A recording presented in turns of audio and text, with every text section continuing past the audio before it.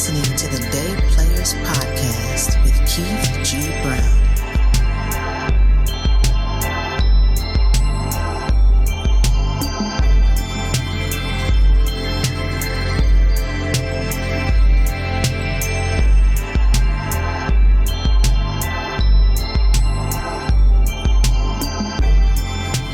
What's up, everybody?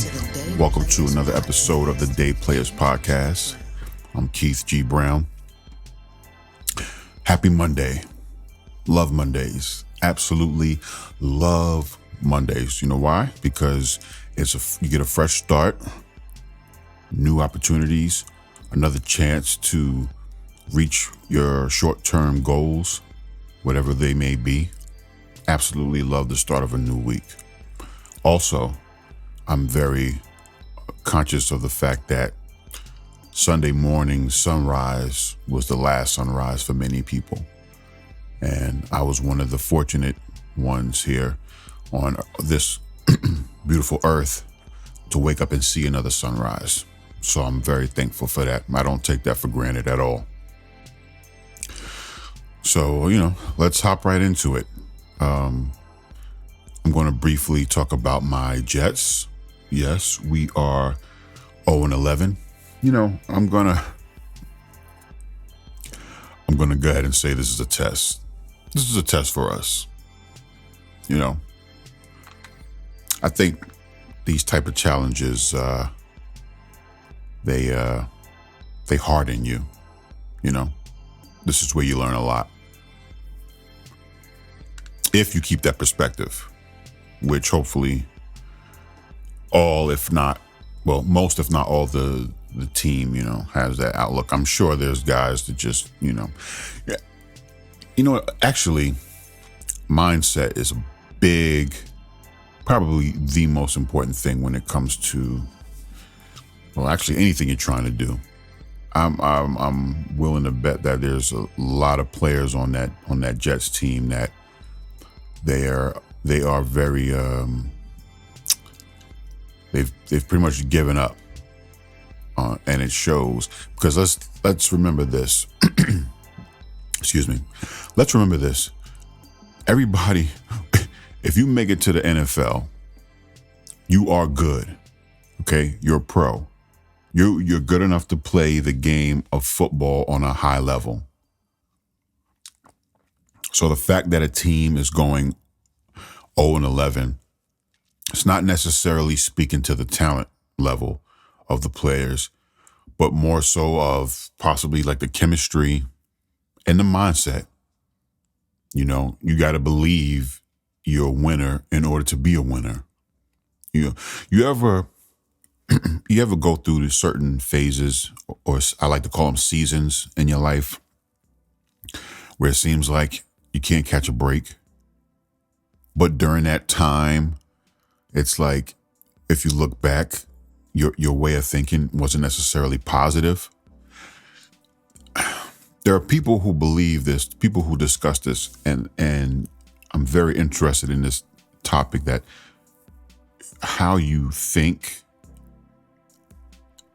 of course, it affects the energy, and quite possibly the energy that you give to the universe, to the world around you. It can affect what you get back. So maybe if you're in a negative mindset the majority of your time, then it may hinder you from getting the blessings, or if you want to call them the good things. I don't dispute that. That's quite possible. I know for me, a positive mindset has helped me through so many things. I've been through a lot, and I was on a Zoom call a couple of weeks ago, and I actually expressed that. I said, you don't get through, things like divorce, things like your health taking a dip, anything traumatic. You don't get through those things by just continuously having a negative mindset. You know, it's the mindset of, okay, that was a negative thing that occurred, but how can I turn that into a positive, or use that experience to create more positive things in my life?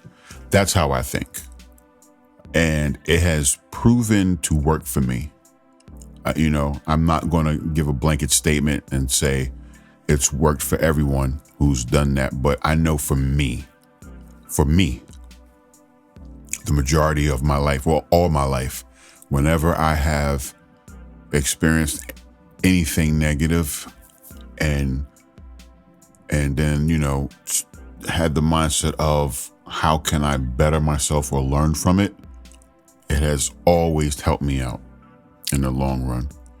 And it's not to say that you can't, you know, you can have your grieving moment, you can have your down moment where you kind of ponder on it and I guess dwell on it for, you know, a certain amount of time, but eventually you have to dust yourself off and move on. And the way you do that is, okay, that was a negative. That was a big negative. But how can I turn it into a positive? What was the lesson what was the lesson I was supposed to learn from that? You know what I mean? But anyway, so yeah, hopefully,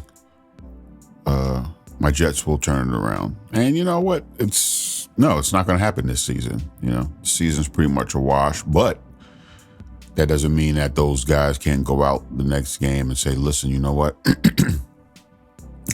Let's start today. Let's change this. Turn this around today. You know, tons of teams have, you know, had really rough seasons. And then towards the end of the season, something happens, you know, where it's like they're just tired of it and they start to build a positive mindset, which translates onto the field. And then, you know, they carry that into the new season. Excuse me. All right. So let's get to it. Wow. Tyson versus Jones Jr. Oh, so before that, you know what? I want to talk about the undercard. And you know which fight I'm talking about. Jake Paul versus Nate Robinson. Listen, I watched it. I already knew Nate was going to be getting killed out here in the internet world. I already knew. But let me say this. It's not a coincidence that I have not seen any. I'm not saying there haven't been any, but I have not seen or read any current or former professional boxers giving Nate shit about his performance.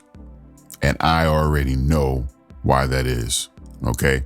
Now listen, I used to box. I had a plan to go turn pro. But you know, life happened. This was around 2009 or 2010. And I picked it up really, really quick. Shout out to former welterweight champion Aaron Superman Davis, and shout out to Kuma Loving. Those are the two guys that trained me. I used to train up in the Bronx at Aaron's gym. So shout out to those guys, great guys. But anyway, so around my third month of training, I had progressed so quickly that they set me up for my first sparring match. And it was against a guy who had been boxing for about 2 years. They called him Big Load, or I kind of forgot, what was his nickname? Wide Load, Big Load, something like that. He was a huge dude. He was like 6'2", about 280 something, maybe 290. He was a big dude. He probably was about 280. And at the time, I went in to speak to Aaron about training. I'm 6 feet, and I was about 240 then. I used to lift really heavy. But by that third month, I cut a lot of weight, and I was probably down to about high 220s, maybe 230. I want to say I was probably in the high 220s, 227 maybe. So I had, lost some weight. You do lose a bit of power when you lose weight as well. So anyway, yeah. So it's my third month, picking it up extremely quick, looking really good. So I had they sent me up for my first sparring match, and it's that big dude. Like I said, he had been training in boxing for 2 years. Went into the match, and overall, I did really well. A lot of everybody in the gym actually stopped this to watch the match, which kind of surprised me. I was like, oh, wow. So, I must have caught the eye of quite a few people while I have been training those months. But anyway, so yeah, everybody stopped to watch the match. I did pretty good. But one thing that did happen during that is he got me with a punch that I didn't see coming, which of course rocked the shit out of me. Right on the chin, caught me square on the chin. Didn't knock me out. So that was the first test I passed. Okay, I got a chin on me because he didn't knock me out. Came back, threw a good punch. I didn't see the punch. Obviously, everybody was telling me about the punch though. It was a left one. I caught him really good. After the match, he actually said, you said, he's like, wow, how long you been training? I said, yeah, about 3 months. He goes, wow, okay, cool. He's like, yeah, you did pretty good, man. He goes, just loosen up. I could tell you were kind of tight in there especially at the start. He's like, just relax. So yeah, we had a quick, nice little conversation after we sparred. I will say this. After I sparred, I felt nauseous for like an hour. And I know it was because of that punch. So I say that to say, I gave that story, and plus I said that I hadn't seen any current or former professional boxers making fun of Nate, because it takes something to decide to even want to box. Most, if not all, the folks that I have seen really going in on Nate are folks that have never stepped in the ring, never went in and intentionally decided to take punches from another grown man, where the goal was to hit you hard enough to cause some type of trauma to your brain to knock you out. It takes something to decide to do that. And that's why you won't see a ton of current or professional boxers, giving Nate a whole lot of shit, because the fact that I respect him as well as they do for the fact that he even attempted to get into a boxing ring to box. That's why you got somebody like Mayweather. He tweeted out a really nice tweet, like, hey, I appreciate basically I'm paraphrasing, but something along the lines of he was letting Nate know he appreciated his, the fact that he tried. You know what I mean?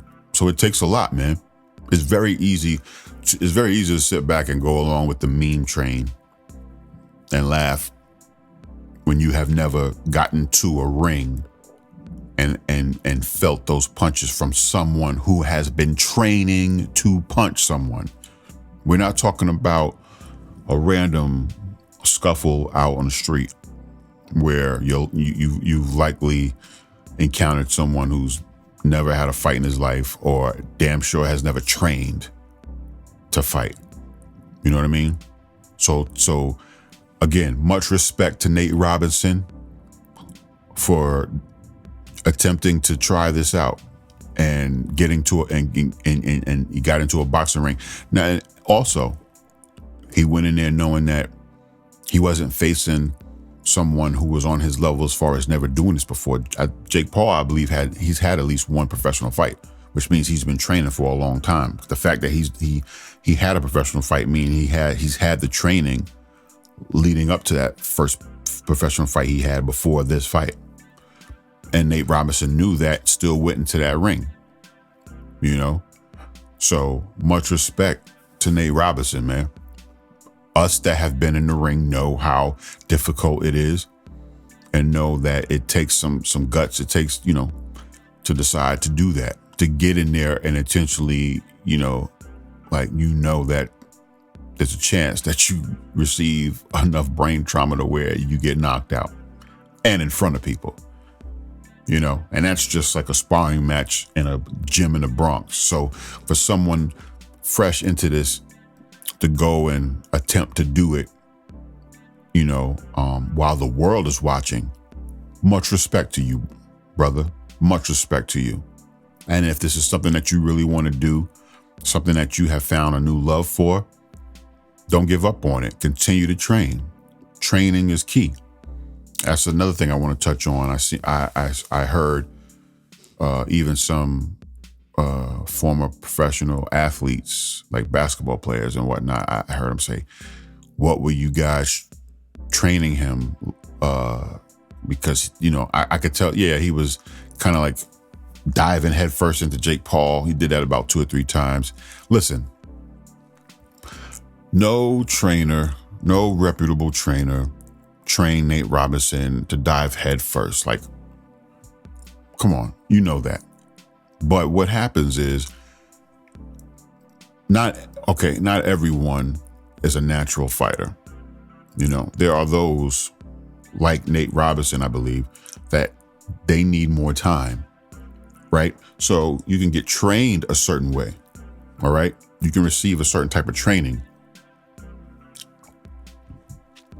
But when you're in the thick of it, especially when you're wet behind the ears, the training can go out. It can leave your mind. It can go out the window when you're in the heat of it, especially when things aren't going according to the plan you and your team set up. See, in training and in sparring, it's basically like setting up a whole bunch of potential situations with your opponent. And when that doesn't go as planned or the way you have trained, it can rattle you to the point to where your training just leaves your mind. You don't remember your training and you go off of instinct. So his instinct was to dive headfirst into Jake Paul. Unfortunately, he was no longer using training to guide his decisions in the ring. He was going off of instinct, and he's a brand new fighter. Okay. He's never done this before. So his instincts had him do some things that weren't conducive to, being a good poised boxer. That's just basically what it boils down to. Nobody kept him in a gym for how many months and said, plan B is going to be to dive head first into Jake Paul and hopefully, things work out. No, he wasn't trained that way. And I can't believe some people actually feel like he got piss poor training to that degree to where they taught him to dive head first into his opponent. No, his instincts kicked in. Fear, anxiety, fatigue, all that plays a part in your training just leaving and taking a back seat to just your instincts. So that's what happened. So basically, I want to say if he wants to continue to be a boxer, he just needs to go back to the drawing board, just get back in the gym and just train. It's, experience is what Nate needs. This was the test to see whether or not he was a natural. He's not a natural, but that doesn't mean that he can't do it. It doesn't mean that he can't become good or great. He just needs to train. And let's not forget, I think he could have got drafted by the NFL, right? Something like that. I think he was good at football as well as basketball. So he's an exceptional athlete. So you have that working for you. There's guys like, look at Tyson Fury. He's really got to rely on his skill. And, fortunately for Tyson Fury, he's an excellent boxer. Excellent. That's why he dominated Deontay Wilder. Deontay Wilder isn't a great boxer. But I understand why. If you listen to Deontay Wilder's story, the guy got into boxing because, he had to take care of his daughter. You know, his daughter has a special medical circumstance. So he was like, look, I'm trying to get in this now. I need to get it popping now. I need to move up the ranks now. So, you know, they saw that he had that power. It was like, okay, we're going to ride that. We're going to key in on that. So he, you know, relies heavily on his power. I think, and, you know, hopefully after that second fight with Tyson Fury, he went back to the drawing board and really, you know, decided to really like train and learn how to box. Because if Deontay Wilder, if that's what he's doing, training and really learning how to move his feet and box correctly, that coupled with his amazing power, he can have an amazing second run. But so yeah, shout out to Nate Robinson. Shout out to Jake Paul too. I'm not going to take anything away from Jake Paul. That was he, you know, for his second pro fight. Yeah, he looked good. He looks like he's committed to it. I will say that. As far as his conditioning, as far as his, you know, his ability to, you know, stay to the plan, which was to box, go in there and box. Yeah, he looks committed. So shout out to Jake Paul, you know, hey, you know, but yeah, shout out to both of those guys, man, for getting in there and doing it. And especially in front of the entire world, which is something that most of us wouldn't have the guts to do. All right, so let's get to Mike Tyson versus Roy Jones Jr.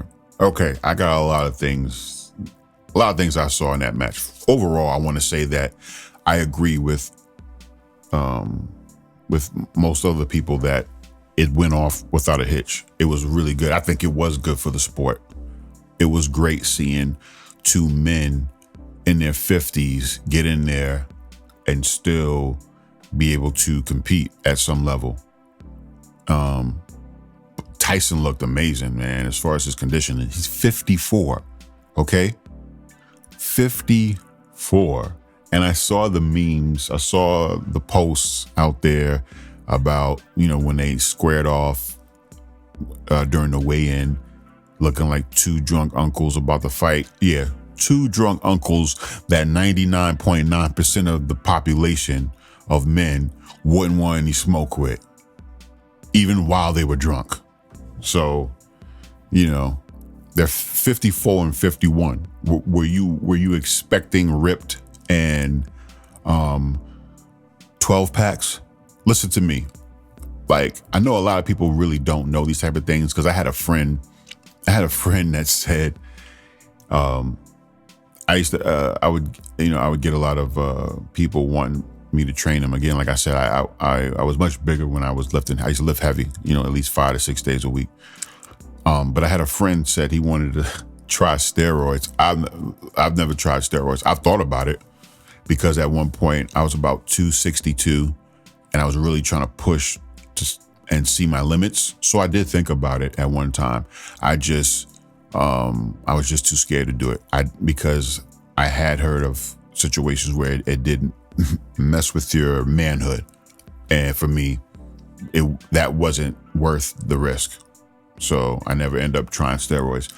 But yeah, so I had a friend, he said that he wanted to try steroids so he could bulk up.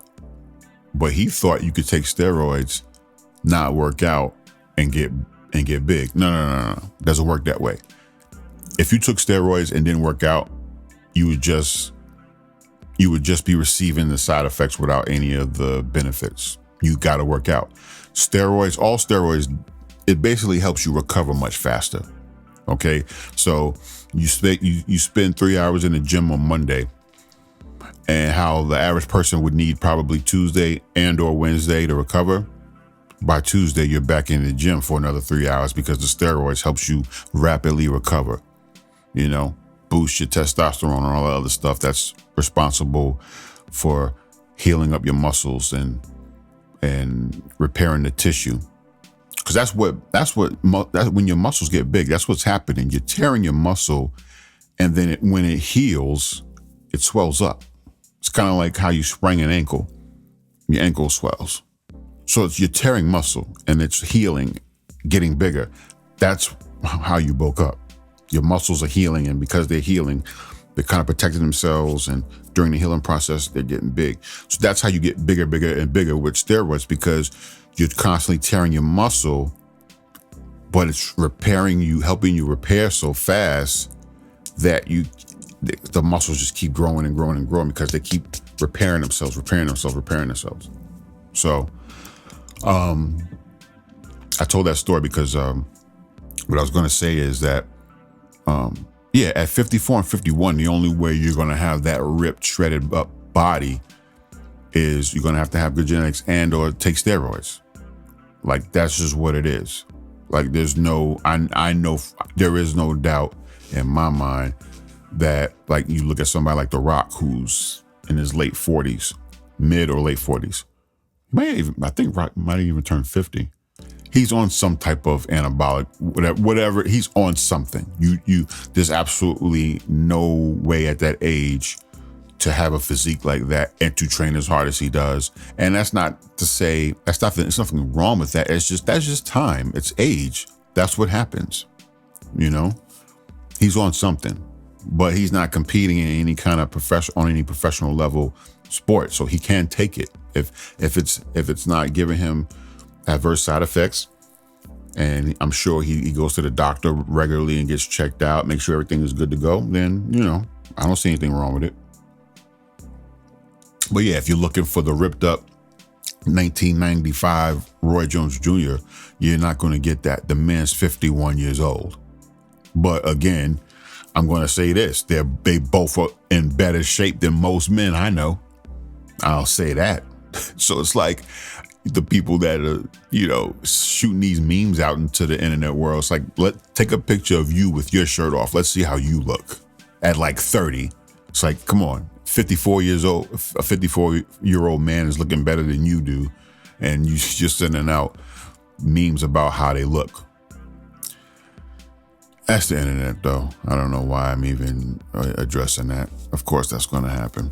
Anyway, overall, I think the fight went extremely well. I'm so glad nobody got hurt. I was a bit worried for Roy Jones because I was watching Tyson train, but I'm glad nobody got hurt.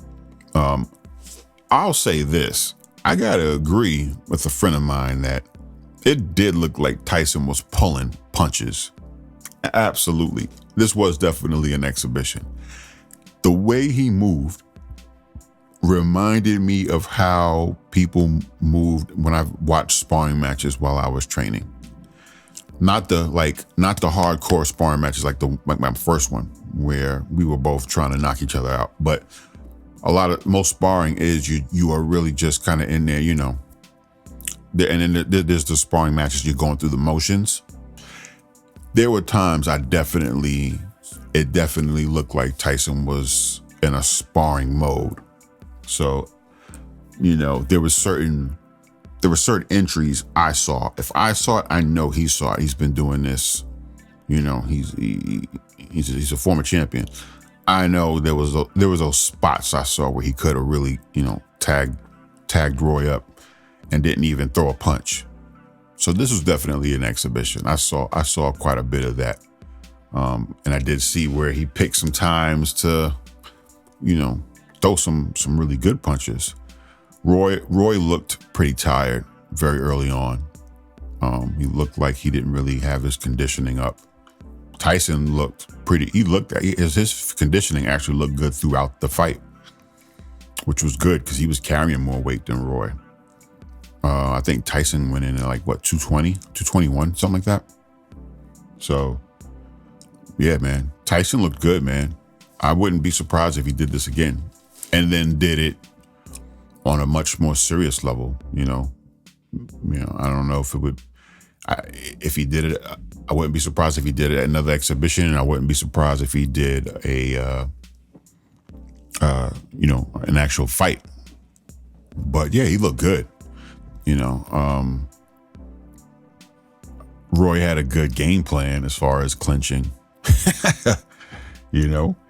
That was a good game plan going against Tyson, man.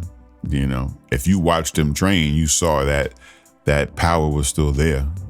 Of course, you know, it's not going to be 1988, 89 Tyson in regards to power, but nevertheless, for 54 years old, that power was looking good, man. So I love that you're still moving. I appreciate Tyson's training so much, man, that, you know, he still had that, you know what I mean? His training, man, that training is still with him. Still with him, man. Still with him. All these decades later, man. That I love that. From the 1st to the 8th round, hands still up, still moving. You know, you keep moving, you're a harder target. Man, I love to see that. I love that. You know, he was like 20 when he won his first championship, and look at him now. He's like 54 now, and still has that training in him, man. So yeah, his movement looked great.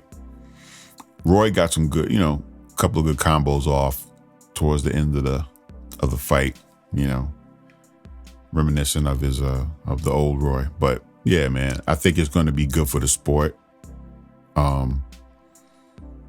And I know Tyson is trying to start this Legends League or something like that, which will be great because there are a lot of people that want to see the legends still go out there and do it on some kind of level, you know, like your Jerry Rices of the world and your Oscar De La Hoyas and, you know, people like that, man. You know who I would want to see back doing back in this sport on some level, I guess, like a Legends type of Scottie Pippen, man. I wonder if I usually wonder if Scottie still has it, man. You know, I would love to see him just kind of like, you know, maybe part of Tyson's Legends League. Maybe they have like a 3-on-3 half court for the former NBA players or something like that, you know, or a 2-on-2, you know, something along those lines. That would be fun to watch. I know they have the Ice Cube has his, you know, was it 3-on-3 or whatever, but a lot of those guys haven't necessarily been out of the game for very long, you know, maybe a few years or what have you.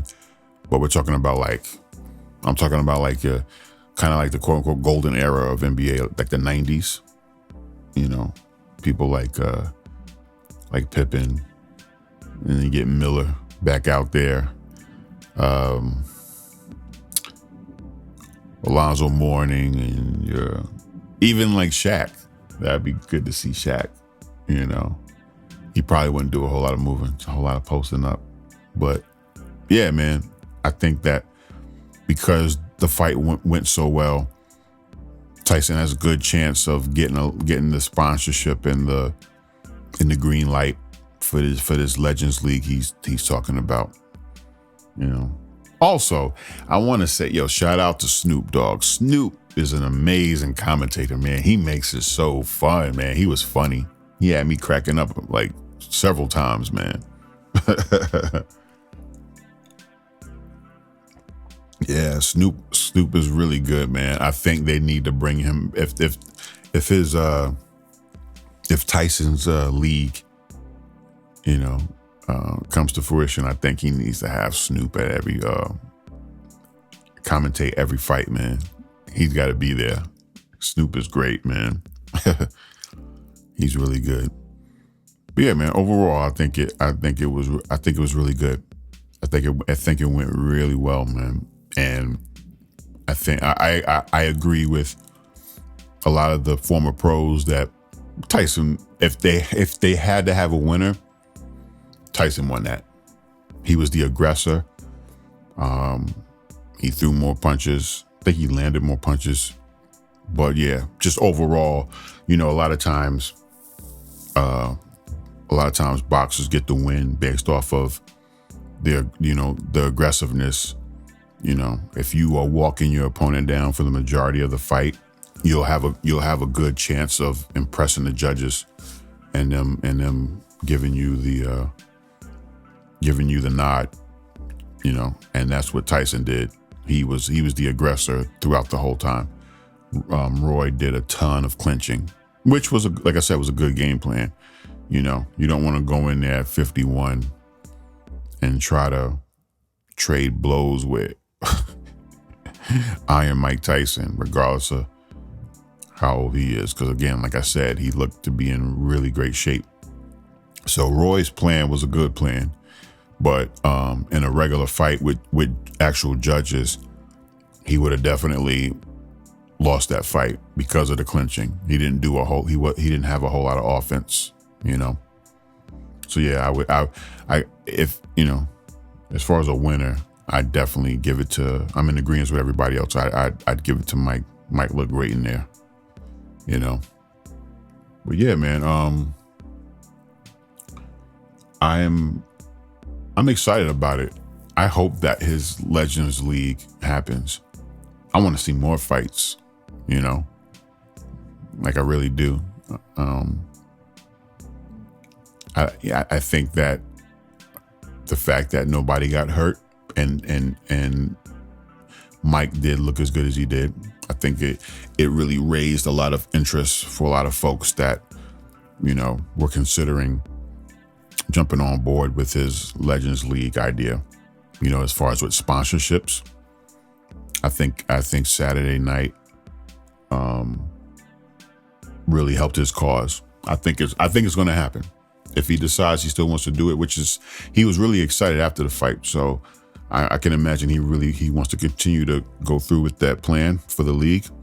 I think it's going to happen. I think there's a whole lot of people that were convinced that it's a good idea after Saturday night. So I'm excited to see, that happen. So yeah, that was pretty much it, man. This is going to be somewhat of a short one. I got some more great guests coming up on the podcast, and it's gonna. One thing I also want to touch on is, the holidays are here. Listen, everyone, please be safe. Make good decisions. I know you miss your families, and I know it's tough, staying in the majority of the time. But, we're going to get past it. And right now, it's, this is what's best. I'm actually really chilling out this week because I know there was a ton of travel, and I really don't want to be out and about like that because I know there was a ton of people that went away because, I live in Queens, and most streets are usually full of cars. Just parking is tough, but since Thursday and then over the entire weekend, parking was not an issue. So what that tells me is a ton of people went out of state and traveled. Okay. So I'm staying my ass home for the majority, as long as I can, of course I'm going to go out if I have to, but for the most part, I'm just going to keep my ass home, man, because I could tell from Thursday to like Sunday, I could tell a ton of people travel because there was parking. There was unusually an abundance of parking. So I said, okay, a ton of people got in their cars, traveled out of state to family and friends. So I'm gonna chill out the next week or so. Let the symptoms start kicking in for everybody, and so they can realize that I don't wish that on anybody, but let's face it. I know there's some people coming back to these neighborhoods here, and they likely have contracted it. So what are you gonna do? So yeah, folks, just please make good decisions and keep yourself and your family safe. Okay, that's a big thing too. It does kind of disappoint me that people kind of or a bit selfish because, they're putting their family and friends at risk. That's selfish, and it's disappointing. So not casting judgment, but just saying, like, listen, man, just make good decisions, man. Keep yourself safe. Keep your family and friends safe. We'll get through it. I want everybody to make it to 2021 and hit the restart button and have an amazing year, And you know what? End this year on a good note. Start now. Start today. That's one thing I firmly believe in. Don't wait. That's one thing I do. Like, I hear a lot of people say, yeah, next month I'm gonna start my workout regimen. Yeah, next Monday I don't wait. There's been times I'm sitting on the sofa and I'll think, I need to change up my regimen. I want to start doing this. I'll get up in the middle of doing something, whether it's watching TV or whatever I'm doing. I'll get up in the middle of it, get dressed, and head to the gym or outside or whatever, and immediately start. It's like, why wait? Why wait? I feel like waiting is really an excuse. You really don't want to start. So if it's a Wednesday, you'll say, yeah, okay, next Monday I'm going to start it. It's a fresh week. There's absolutely no reason to wait.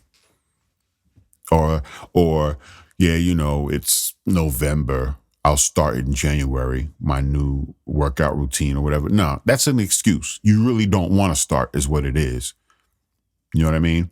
Because it's like, or, I love this one, don't have time. Oh, okay. So you'll post on social media how you've just binged through 10 seasons of a show, or how you waited outside for 5 hours for PS5 or an Xbox, or, so you find time for those things, but you don't have time. You don't have 30 minutes to an hour, 2 or 3 times a week to go to the gym.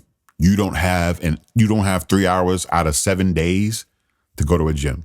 3 hours? Now there's 24 hours in a day, 7 days in a week. And you're telling me you don't have 3 hours to go to a gym, but you've watched every season of Game of Thrones in a weekend.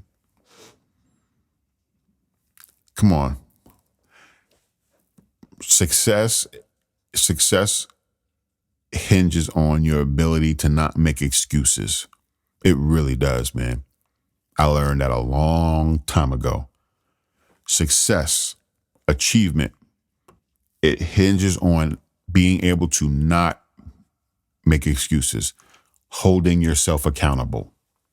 Nobody else is going to hold you accountable. Okay? Nobody else. You have to want it. You have to want it yourself. Don't tell me you don't have 3 hours in an entire week to work on your health, to exercise. No, I refuse to believe that. Refuse to believe that. No. So, yeah, I didn't mean to go off on a rant or whatever, but I really want the best for everyone. I really do. And I just feel like people don't realize just how close success is to them if they just make just a few tweaks in their way of thinking, just some minor adjustments, and you will start experiencing amazing levels of success with just a few tweaks to the way you think and your outlook, and just overall accountability to yourself. So important, man. So important. Accountability is everything. It'll get you up an hour earlier so you can get that workout in, or it'll motivate you after a long day to hit the gym for an hour after work. You know what I mean? Accountability is crucial. So I urge everyone to hold yourselves accountable and, Drop the excuses. And whatever it is you want to do or you planned on doing, just do it. Stop thinking about it. Stop putting it off. Just do it. Life is so short, and I know you all listening have heard this multiple times, but man, it's so true, man. Life is so short. No regrets, man. No regrets, especially if whatever it is you're thinking about doing is actually going to help you. Definitely, come on. No regrets, man. Just do it. You can do it, man. All right. You guys have an amazing week. Thank you for tuning in. I will definitely speak to you soon. And next time, I'll definitely have another great guest on. Okay? You guys take care.